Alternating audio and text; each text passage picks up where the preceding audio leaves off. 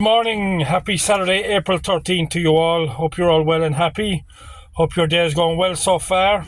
Anyway, Grand National Day in Aintree today. Going to be a good race, I believe. It's going to be a nice race. I honestly think Corrick Rambler can go back to back here. I'm very much on the thinking that he ran very well last year, and I think if all systems are go this year, I think he can go back to back, and it would be a great story if he could. It would bring back the memories of Red Rum. Murder spelled backwards, if anyone ever has a joke with you about it. Murder spelled backwards, Red Rum. I learned that in the book when I read Ginger McCain's book back in the day. You're the only man to ever call a horse murder backwards, and Red Rum was the one. Trained in a beach in Liverpool, win the Grand National. By God, them days are well gone now. It's a safer world for all them horses and jockeys now. But the Grand National will always keep its mystique, and hopefully today will be a good race. Hope all jockeys and horses get home safe more than anything, and I hope it'll be a good watch anyway. So let's recap last Sunday. Let's move to stateside now. No more Liverpoolian side. Let's move stateside. So last Sunday we had two selections on the card. Let's start with our winner, Sidamara. Jose Ortiz gave this horse a great ride. 13th tipped up here in the morning, and didn't have it all her own way really. Had to go four wide. Jose had to push and shove a bit, but as soon as she got a bit of daylight, she flew like a rocket, and Sidamara did the business for us as well, so it was very nice to see.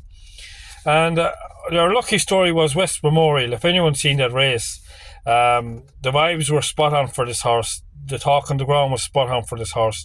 The morning workouts translated to the afternoon, but we just got beat by a flared nostril by a 50-1 shot, and them two horses stretched about 12-13 lengths clear of the third, so everything was in our favour. West Memorial, it was just the bob at the wrong time. The nose was down at the wrong time, and that's the way the cookie crumbles sometimes, you know.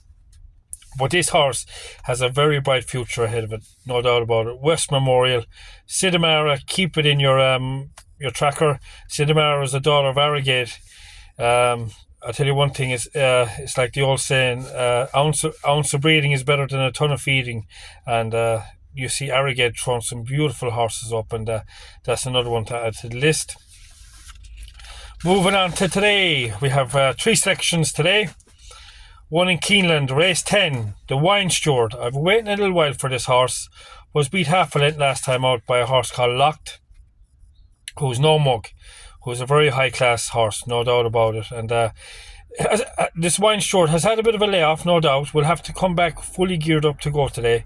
But 11-4, Lewis is in the saddle. I can't let it go, and I'll be having a big play today in this horse.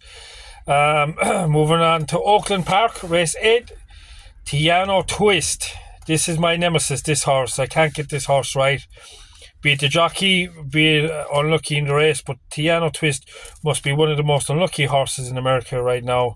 But I told you last time I was given a very substandard ride by the jockey, Chris Landros, and guess what today? Jocked off for Christian Torres. So somebody said something. Maybe they watched my video, who knows? But Tiano Twist was very unlucky last time out. Should have won last time out. Was given way too much to do in the last furlong.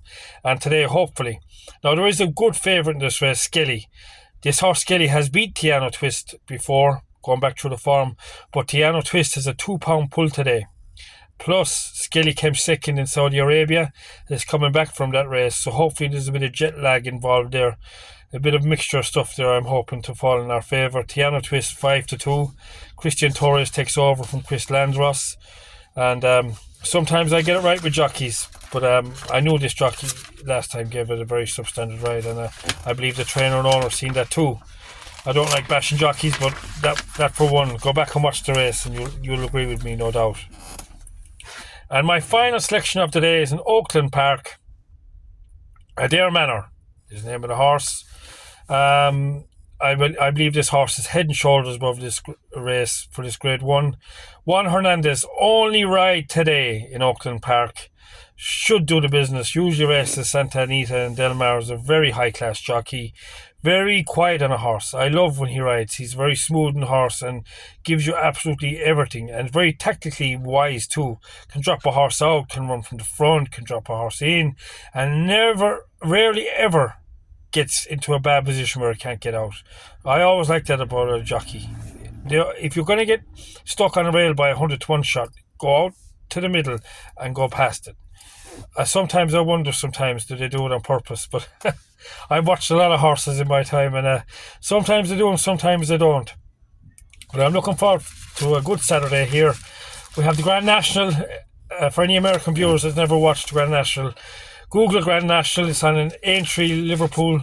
It's a very, very big spectacle, and has got a lot easier over the years.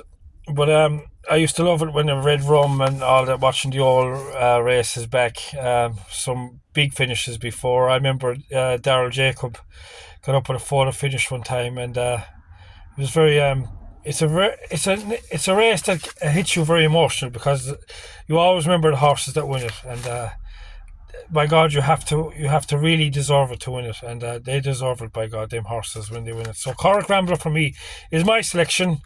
And Willie Mullins has a boatload of horses in it, and I'm very fascinated with Mark Walsh. He had all the choices of JP McManus' horses, and he chose that horse. He let Paul Townend ride I'm at Maximus, and he's riding I'm at Lace. So I'm very intrigued about that. Sometimes Mark Walsh is riding in great form recently as well, so it's good to see.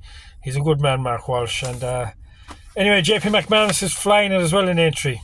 3 Grade 1s winners in Aintree so far. So you can't keep a good man down. Anyway, we'll see you later. Have a good Saturday. Enjoy your day. And hopefully these 3 horses come home for us today. Bye-bye. God bless.